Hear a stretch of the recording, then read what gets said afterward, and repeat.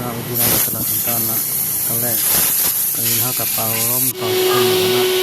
ต่อมา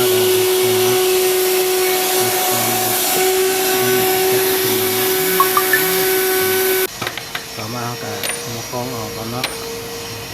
ออกมาทำความสะอาดเป่าล้มต่อให้เพียงนะต่อมาก็ดีน้ำขั้นตอนต่อมาก็ขั้นตอนที่สามก็เขาก็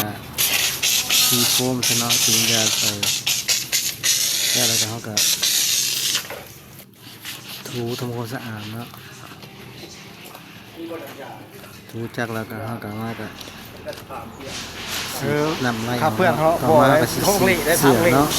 โฟมถูเสือตีเสือเนาะบุกเสือ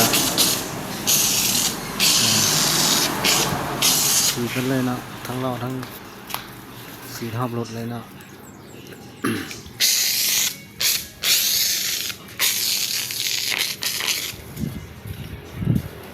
ทีนี้อากาศทูหรือไล่เนาะต่อมาก็เสร็จเราต้องความสะอาดเสร็จกระจกก็เสร็จเลย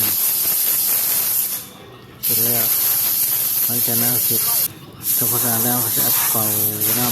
ำลมเป่าน้ำออกเนาะทำความสะอาด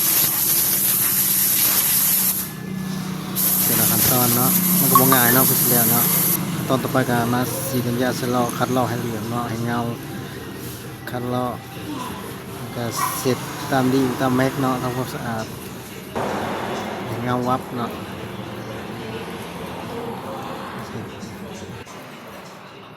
เดี๋ยวก็สีน้ำหอมเสร็จเลยเนาะนี่การบริการนำรถทำบัตเต้เนาะเบื้องหนึ่งเป็นของบัตเต้เบื้องไหนเป็นของเอื้อยเนาะของเขาเนาะทางนี้เป็นของบัตเต้